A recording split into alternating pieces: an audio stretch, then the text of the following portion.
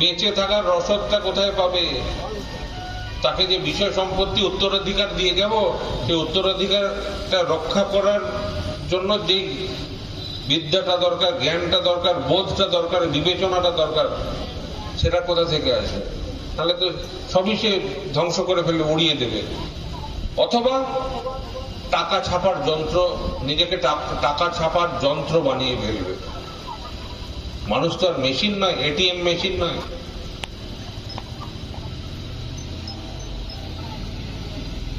তাহলে সে জীবনটা উপভোগ করবে কখন, আনন্দ করবে কখন? প্রকৃত আনন্দ কি, প্রকৃত উপভোগ কি, সেটা জানবে কি করে? সেটা তো বাপ মায়ের মাধ্যমে, নিজের বাড়ির লোকের মাধ্যমেই জানে, বাড়ির পরিবেশের মাধ্যমে জানে। বাড়ির পরিবেশের মধ্যে এমন একটা বাঁধন থাকে পরস্পরের মধ্যে, তার মধ্যে দিয়ে মানুষ, বাচ্চারা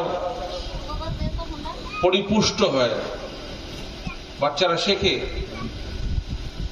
আমার মা, আমার বাবা কাউকে নিয়ে চলে, কাউকে মানে, কাউকে ভালোবাসে,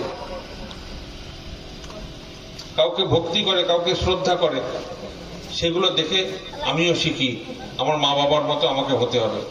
কারণ আমার মা বাবা আমার কাছে প্রথম গুরু হচ্ছে মা বাবা। মা বাবাকে দেখেই কিন্তু সন্তান সন্ততি শেখে। আমরা যেমন, আমাদের সন্তানও তেমন। তারপরে বলবো যে ছেলেটা একদম কথা শোনে না, মেয়েটা একদম পড়াশোনা করে না, একদম সবসময় মোবাইল নিয়ে বসে থাকে, একদম এই করে না, একদম তাই করে না, এই যে নানান অভিযোগ করি, তার মূল কারণ কিন্তু আমরাই। আমরা তো ছেলের সামনে সারাদিন মোবাইল নিয়ে বসে থাকি, সারাদিন টিভি খুলে বসে থাকি, বা সারাদিন নিজেদের নিয়ে কোনো না কোনো ভাবে মগ্ন থাকি, তাদের জন্য কত সময় খরচ করি। অথবা ছেলে মোবাইল নিয়ে যে বসে থাকে, মোবাইলটা কিনে দিয়েছে কে? মোবাইলে টাকা ভরে দেয় কে? আমরাই দিই। তাহলে অভিযোগ করি কেন? আমরাই তো যা শিখিয়েছি তাই সে শিখেছে। আর এর নিয়ন্ত্রণটা সম্ভব নিজে নিয়ন্ত্রিত হলে। নিয়ন্ত্রিত হতে গেলে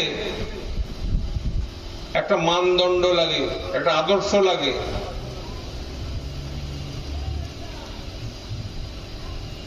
নিয়ন্ত্রিত হতে গেলে ঠাকুরকে লাগে নিজের নিয়ন্ত্রণের জন্য। আমি কেমন ভাবে চলবো? আমি আমার নিজের দোষ ত্রুটি দুর্বলতার প্রশ্রয় দেব নাকি? নাকি আমার ঠাকুর যেমন চান আমি তেমন ভাবে চলায় অভ্যস্ত হব? একে বলে নিয়ন্ত্রণ। আমি আলস্য করে বাড়িতে শুয়ে থাকবো, না দল বেঁধে চলো সকাল হয়েছে